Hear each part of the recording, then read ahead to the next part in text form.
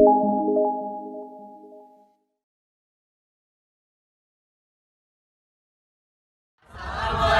warahmatullahi wabarakatuh. Kami dari kelompok 2 yang membahas mengenai lembaga keuangan mikro atau LKM. Anggotanya sendiri adalah Bagas Gimnastiar, Nanda Tabrika, Adelia Tasya Nabila, Rizky Silawati, Fadli Hadi Perwira, dan Reski Rivaldi. Yang pertama akan dibahas yaitu mengenai definisi LKM atau lembaga keuangan mikro.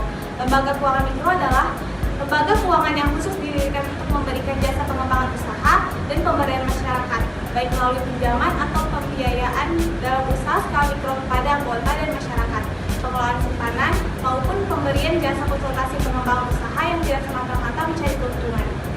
Kegiatan usaha LKM itu ada 3. Yang pertama, pengembangan usaha dan pemberdayaan masyarakat baik melalui pinjaman atau pembiayaan dalam usaha mikro.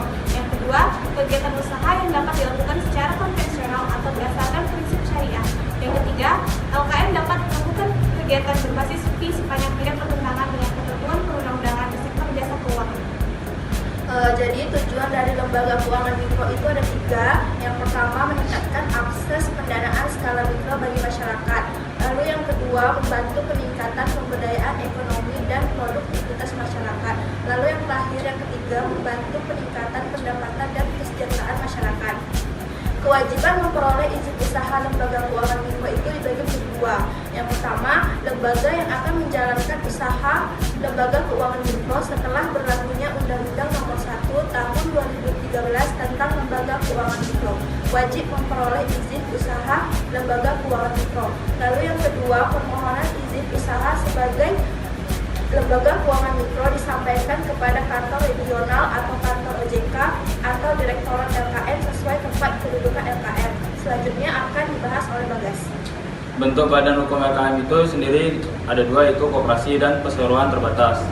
Ada juga kepemilikan LKM, yaitu warga negara Indonesia, pemerintahan daerah atau kabupaten, badan usaha milik desa atau kelurahan, dan juga koperasi. Selanjutnya akan dijelaskan oleh Rizky Silawati. Baiklah, saya akan menjelaskan mengenai luas cakupan wilayah usaha dan permodalan lembaga keuangan mikro.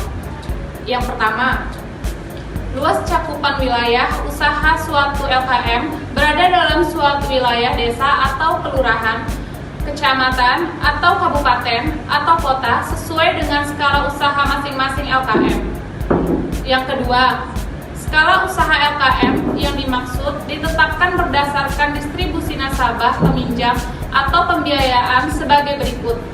Yang pertama, LKM memiliki skala usaha desa atau kelurahan apabila memberikan pinjaman atau pembiayaan kepada penduduk di satu desa atau kelurahan.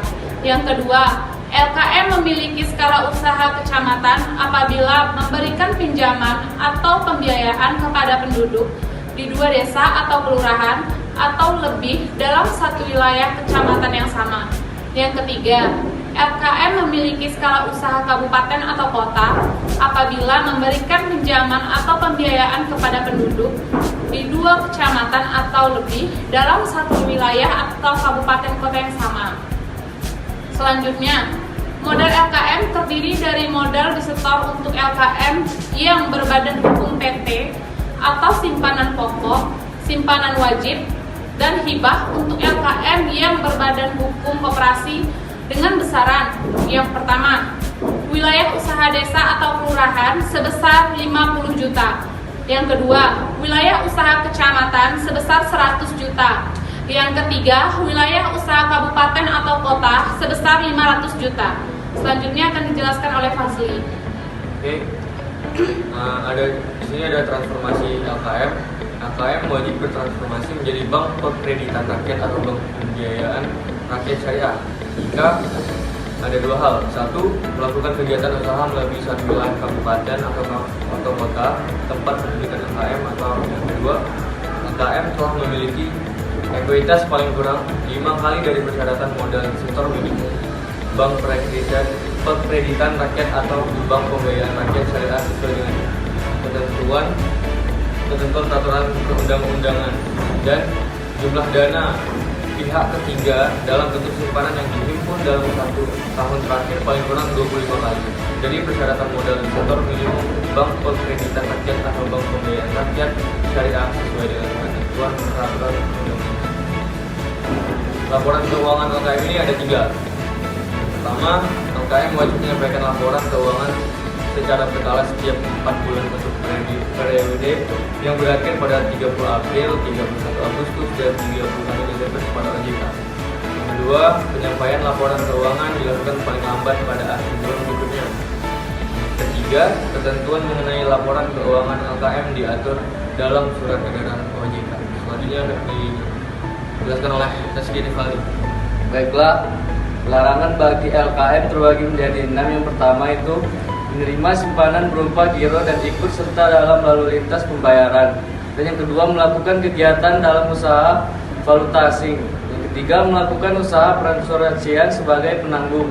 Yang keempat, bertindak sebagai penjamin. Dan yang kelima, memberi pinjaman atau pembiayaan kepada LKM lain dengan pengecualian. Dan yang terakhir yaitu melakukan penyaluran pinjaman atau pembiayaan di luar cakup wilayah usaha. Selanjutnya ada pembinaan, pengaturan, dan pengawasan LKM. Bagi menjadi 3 yaitu pembinaan, pengaturan, dan pengawasan LKM dilakukan oleh OJK. Yang kedua, dalam melakukan pembinaan LKM, OJK berkoordinasi dengan kementerian yang menyelenggarakan urusan koperasi dan Kementerian Dalam Negeri. Dan yang ketiga yaitu pembinaan dan pengawasan LKM didelegasikan kepada pemerintah daerah, kabupaten, atau kota, atau pihak lain yang ditunjuk. Sekian presentasi dari kami. Jika ada salah-salah kata, mohon dimaafkan. Wassalamualaikum warahmatullahi wabarakatuh.